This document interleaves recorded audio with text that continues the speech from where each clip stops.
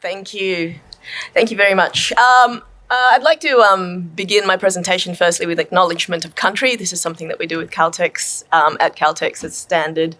I'd like to acknowledge the land on which we meet today, which is the land of the Gadigal people of the Eora Nation, and I'd like to pay my respects to its elders, both present, past, and emerging. So, a little bit about me. So, thank you for that introduction. I am a product and business development specialist, and what on earth am I doing in sales enablement? A funny story. I actually met Kelly in August 2019, just last year. I had joined the sales operations team as National Bid and Offer Manager, looked after that role, and I actually met Kelly through a Challenger workshop, and then my then boss went and saw her at the three offices, and I started to talk to her about what she'd done at 3 because we were so impressed. And she introduced the concept of sales enablement, and Deb and I at the time were going, wow, this is a brand new world. So she urged me to join the Sales Enablement Society, so I joined the website, etc. I haven't been to any of the chapter events, so I'm really looking forward to coming on board with that stuff. But certainly it's been an absolute honour today to listen to the expertise and to start to, navigate and plug where we could go with sales enablement. In Caltex, I find we've got a lot of the elements in place, and then there are some overarching principles and frameworks that simply aren't quite there yet.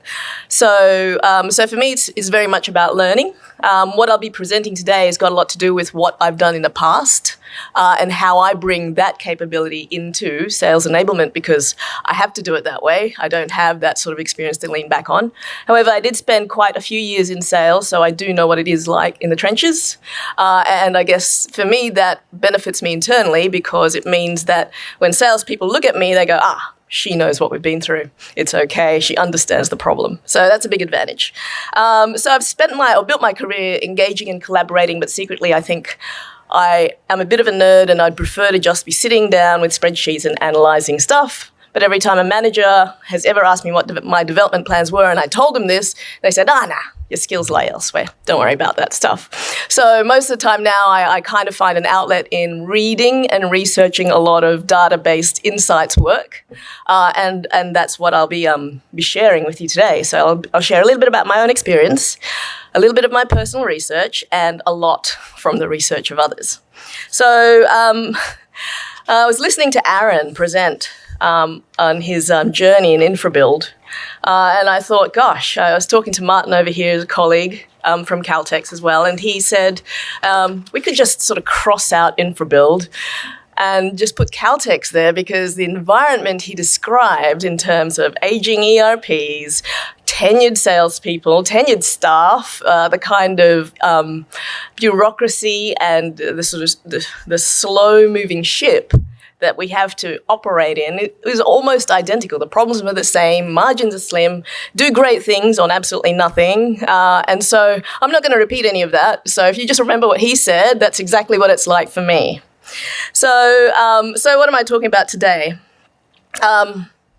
So I'm here to talk about some ideas that may improve your connection with your sales teams. And I'm going to do that by having a look at some ways that we can cut through the noise and motivate sales teams better. So I'm talking about the X Factor. I called my presentation the X Factor. Not too hard to guess what X here stands for, and it's called experience. So I recently recruited around November last year, a customer experience leader sitting in the corner over there, because I felt that one of the things that we really needed to focus on from the outset was, are we focused on the customer? Let's have a look at how we frame things under an experience lens. So this presentation is going to be a little bit interactive. It is 4 o'clock. Thank you for still being here. I know I'm one of the few that stand between you and drinks, so I've got to keep it entertaining and light moving along. So it will be interactive. I won't necessarily force people to speak, but you will need your phone. So get your Slido out and ready. And off we go. So we look at this. So McKinsey tells us that companies that create exceptional customer experience can set themselves apart from their competitors. So CX is a buzzword. I came into, I guess, sales operations and sales enablement and thought, gosh, there's a lot of talk about experience this, experience that. But if what McKinsey say is true, and after all, it's McKinsey, and we tend to believe them because they use a lot of research and a lot of good thinkers to write their material, if the increase in customer experience results in an increase in competitive differentiation, then would it make sense that if we create an exceptional experience for our salespeople, that they'll choose to listen to our messages and maybe just exhibit some of the behaviors that we really want them to exhibit? So I've had a lot of chats with Martin on this stuff. And I started to go, okay, well, I'm getting really lost in the terminology here. So is it customer experience? Is it company experience? Is it employee experience? What kind of X is it really? And Martin just goes, it doesn't really matter. It's all about human experience. And so I thought, well, that's actually resonant to me, because when I try and diminish who I'm trying to go to and say, you're a customer or you're a user or you're an employee, it just seems like something without a personality or a soul. When I start to use the word human, we start to go, okay, that's a little bit warmer. I feel a bit of empathy with that state. So I'm not going to overcomplicate. I'm going to talk about human experience and how we use that. So who has salespeople that kind of look like this at any point in time? So the reality is they do get absolutely overwhelmed, and certainly Caltex, we do not make life easy for them at all. We throw compliance items at them. We expect them to do site visits. We need them to fill out checklists. We need them to use complicated bid management processes. I think the one that I stepped into was a 12-step, and I'm sorry, I know what they say about salespeople being only able to do 2 or 3 things, but when we said 12-step bid management process and anything above X value needed to go through it, the resistance was intense. So we do face a lot of adversity when it comes to trying to get them to do what we believe are value add or best practice. So if you want to get the attention of the sales teams, we have to design for human experience. So there is so much distraction, and it's not just us, it's externally, it's on the phones.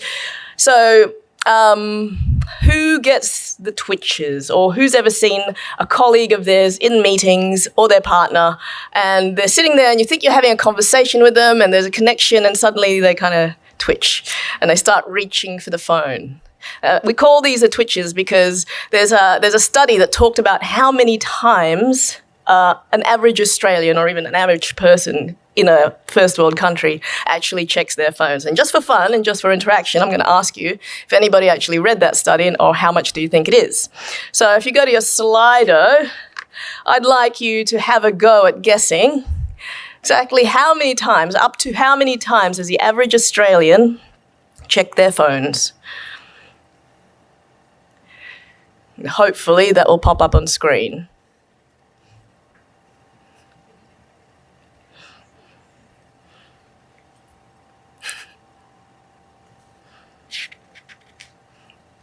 So while they're trying to get that up, 130, 157, 22%, 157 going up there again.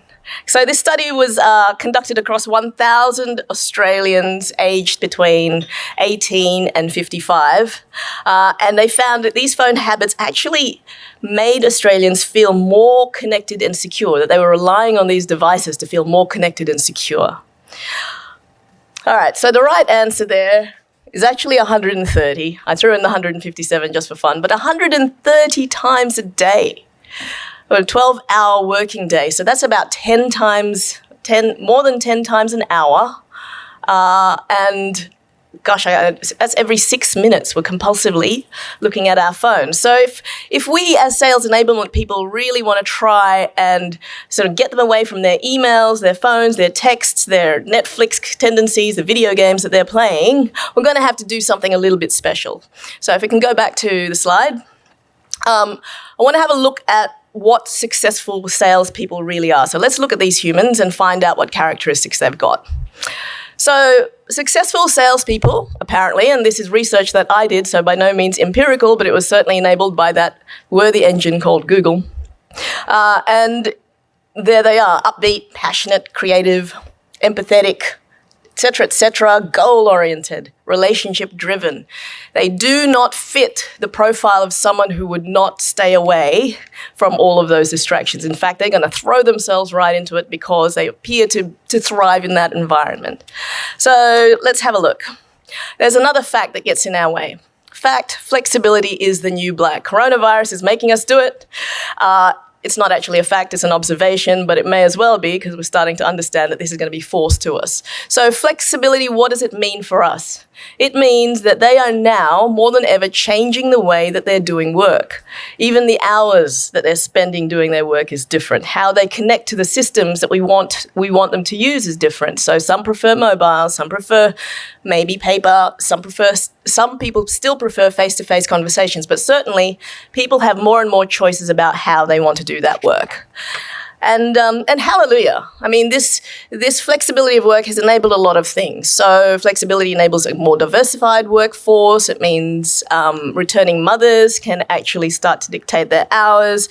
And this technology, allowing people to design their own ways of working, does come with this sense of what their personal style is. So there's a little bit more emphasis on the individual and how they like to work. And I actually think it's marvelous. I think it's a really, really interesting thing. But what does that mean for us?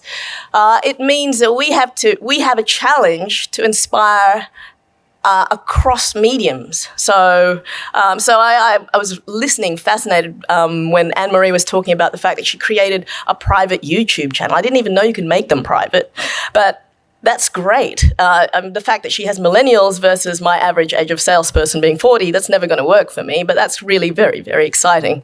If I ask them to film themselves and post it, I'm just going to get a big fat zero in response. But nevertheless, it's still really, really interesting because between the sort of 55, 56-year-old salespeople, I've also got 25, 26-year-olds. So how are we going to start to cross against that? You've got people who are just loving the technology. There are some who simply don't want to do it. So what does that mean for us? It means connectivity matters. And how we design technology and across our frameworks, across our sales process, across how they use CRM, needs to cater for that because they're not all going to absorb the same level of information at the same time, in the same way, possibly not even in the same country and possibly not even in the same time zone. So there's going to be quite an interesting challenge for us. So back to the original question, what does that mean for our sales enablement people? So we're trying to cross the divide and get to our sales team, but there's a lot of noise. They don't have time, there's lots of distractions. Ooh, and there's always shiny things for salespeople. They love shiny things. So the question is, can we apply the principles of human experience to our internal design? So I will ask for a little response here. Who's ever designed a human-centric process, a human-centric anything? Has anyone got involved in that? Thank you, Martin. That's why I hired you. So it's really fun.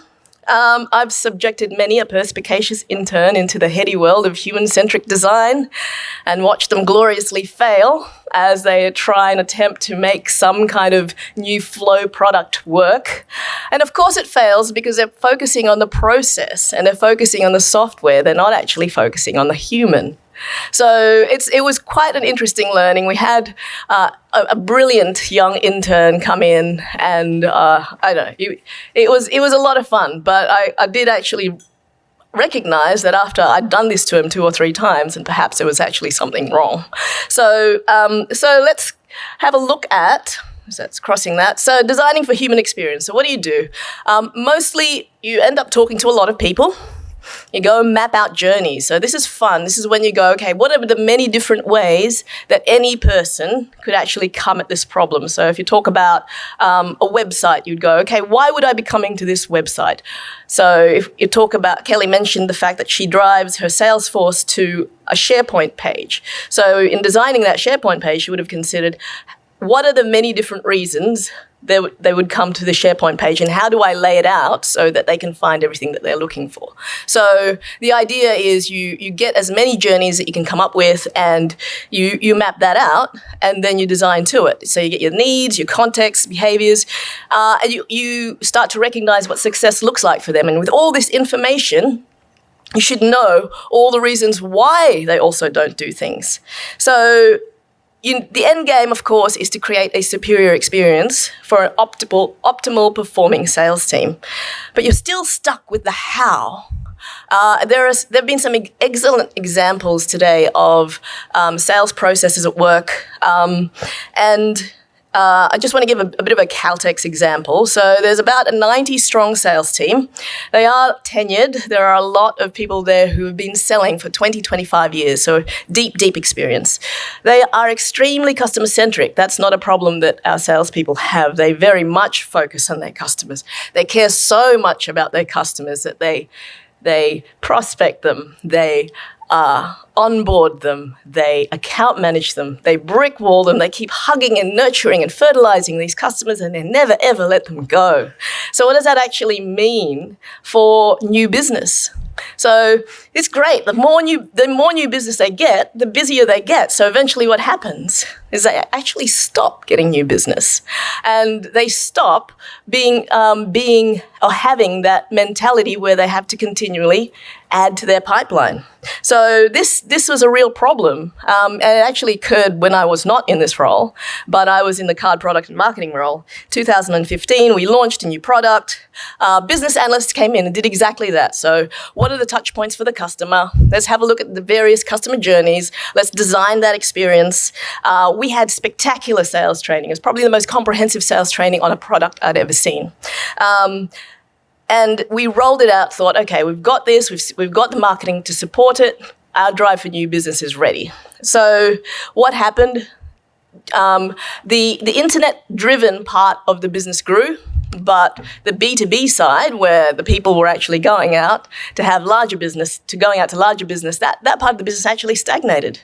So the dilemma was, here is the number one selling fuel card in Australia, and they because of a number of reasons, because of its reach, its capability, the fact that you could use it, more service stations, it was the market-leading product. It still is, and yet it stagnated when there was a new launch of the product, and it was just inconceivable. The product team was flummoxed. We couldn't quite figure out why.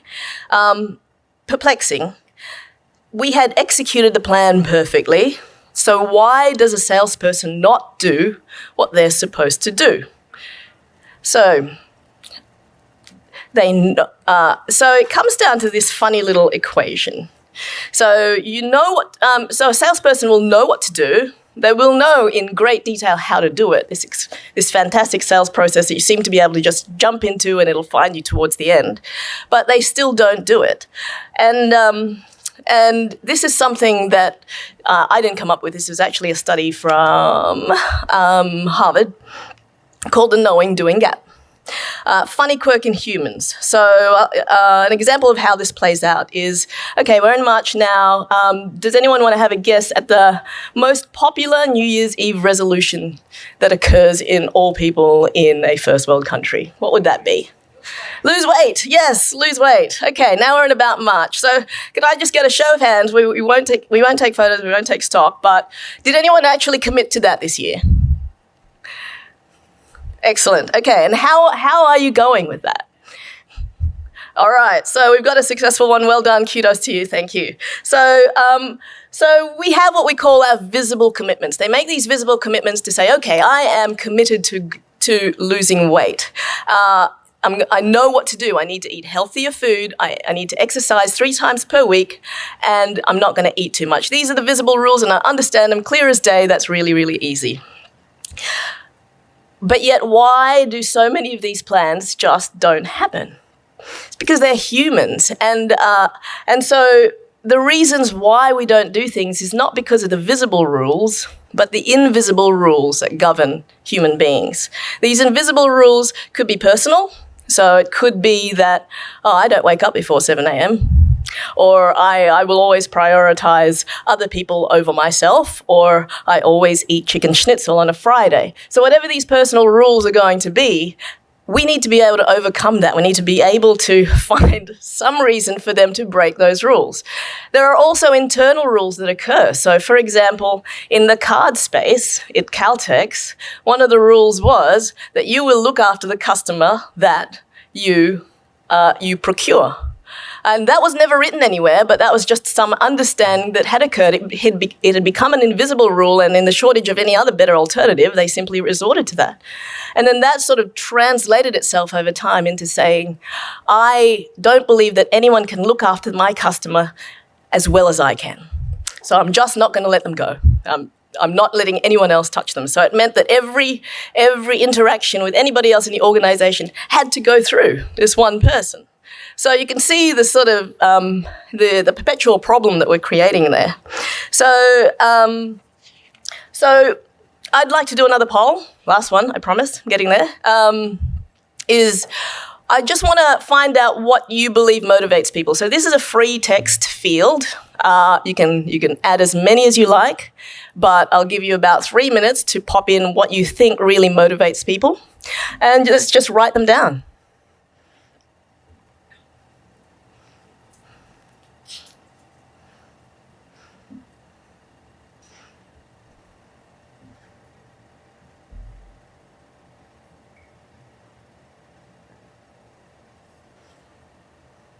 So we've got success, we've got money, respect, recognition, happiness, power, titles, yes. Yeah, they all seem like things we should be going for, right? Autonomy and relationships, incentives, opportunity, money,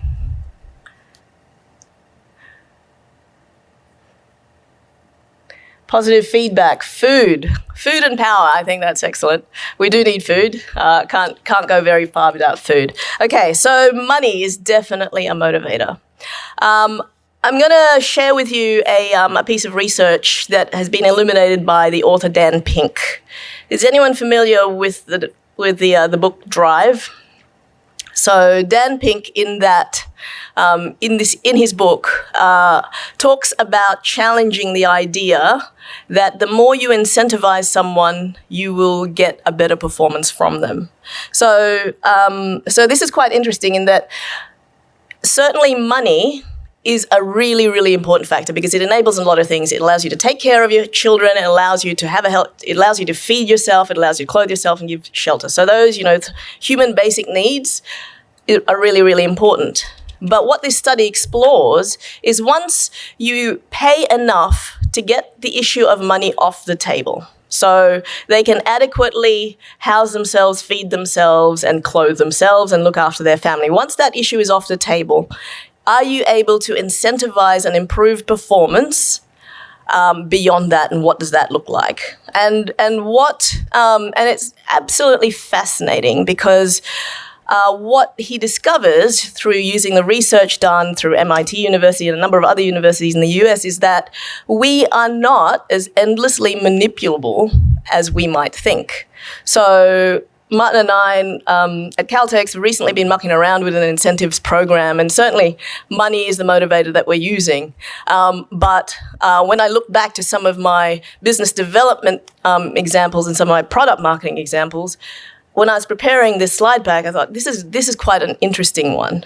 So once we pay enough to take the issue of money off the table, what this book discovered, or what this research uncovered, was that as long as the task requires only mechanical skill, then it worked. The more you paid, the more work you got. So that actually works for a very, very simple task of, okay, how many rocks can I move off this stage? And the more you pay me, the more I'll move. So that works in that instance. But this study said that the moment that the task called for even the most basic, rudimentary cognitive skill, that the performance at the top end started to actually decline. So instead of having higher incentives equaling higher performance, it turned out that higher incentives actually translated into lower performance. And it was really, really interesting. So if you get a chance to read that book, it's great because they replicated that study over and over again in different countries, in different environments, either both work and academic. And it was quite fascinating how, for some reason, the more we incentivize people, they tend to pull back rather than get fired up even more. So the motivation equation is not so simple for many professions that require cognition, judgment, and certainly not sales. So again, what does that mean? So I think that's great. It means that we're not automatons. It means that we're emotional. And that's even better because we can start to understand that we're creative, passionate, etc. So I'm going to have to cut a bit of this short. But fundamentally, what it said was that people are motivated by three things: autonomy, mastery, and purpose. And fundamentally, I think we all recognize this.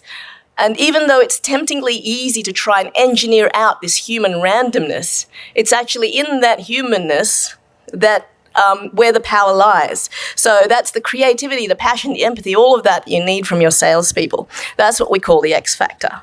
And we need to motivate our salespeople on that. So let's have a look at autonomy.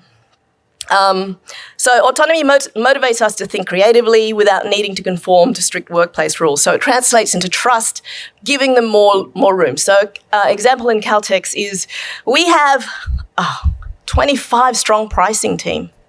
So we do not trust our own salespeople to be able to quote directly to a salesperson, to a prospect. It means that they go out there, they prospect, they build a relationship, and then they'll go, okay, I'll buy, what's the price? And I go, do you have a couple of weeks? I've got to go back and find out exactly how much I can price you at.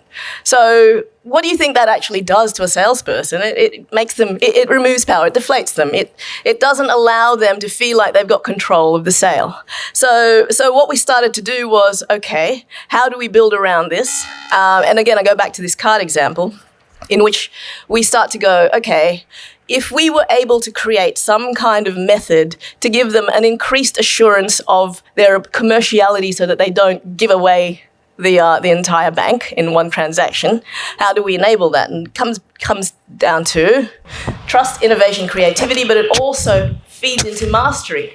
Now, designing mastery into our training programs is a fairly important concept to understand. So we talked a lot about training today, and I'm sure that within your training programs there is this sense of what's the next step. So in 2014 in Caltex, we implemented a training program that basically moved people from young Padawan to Jedi Master or whatever it was. And once you got to Jedi Master, you would actually go and train the young Padawan, and that cycle was continued.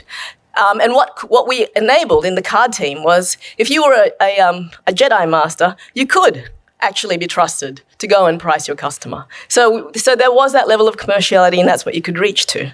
So creating mastery levels means that there's this sense of attainment, this understanding that you know what to reach for. It's a bit like a gamification, that addictive video game sense that I'm getting up a level, that it's creating that sense of mastery, and people demonstrate that they are willing to spend hours and hours just to improve themselves. So that's true in music, martial arts, certainly video games, and I believe certainly salespeople want to see themselves get better and improve themselves. Last 2 minutes, okay. So lastly, purpose. So people do become disengaged and demotivated if they are not part of a greater purpose. So in a company like Caltex, it's really hard to see exactly how or what how this little portion actually influences the rest of the machine. And I think if we are able to encourage people to find purpose in their work, for instance, if we are able to connect personal goals to organizational targets, we can win both their minds as well as their hearts. So that's fairly important for us because is anyone familiar with Lisa McLeod's work, Selling with Noble Purpose? So in that book, she talks about the fact that if you sell based on a deep mission and purpose, revenue will follow. And so she talks that how a noble salesperson can drive a team to outstanding sales numbers because they are really engaging with that sense of purpose. And so I'm just going to close off with that, with the end of that story, that card story. So how the story ends with Caltech's card was we linked the acquisition of new business with raising funds for the Starlight Foundation. We asked each of the card salespeople to meet a child at the Starlight Foundation. So if anyone doesn't know what they do, their mission is to brighten the lives of seriously ill children. So each of these salespeople basically sponsored a child, met them, built a relationship with them, and then the more new business they brought, the more we were able to donate to their cause. So we were able to raise $365,000 for the Starlight Foundation. We increased our new business profitability by 20%, we increased 20% of profits overall in the card business. New business was up by 35%, churn down 21%. And it was because the sales team were motivated to start to understand that there was something going on that was greater than themselves. Similarly, we did an exercise last year in support of the farmers in the drought, and we donated $100,000 to Rural Aid. Same initiative, huge success. And so I guess my voice is breaking now, is that how we can play this out. There are a number of ways, but I think in the end, what we have to design is there is a lot of cleverness, there is a lot of frameworks, and I'm learning so much here today, but ultimately we have to remember that we're dealing with human beings and that we need to be able to engage with them at a level that truly motivates them to go beyond and encourage us to find ideas that are aligned to people's personal missions and get them out of bed in the morning. All right, thank you for your time.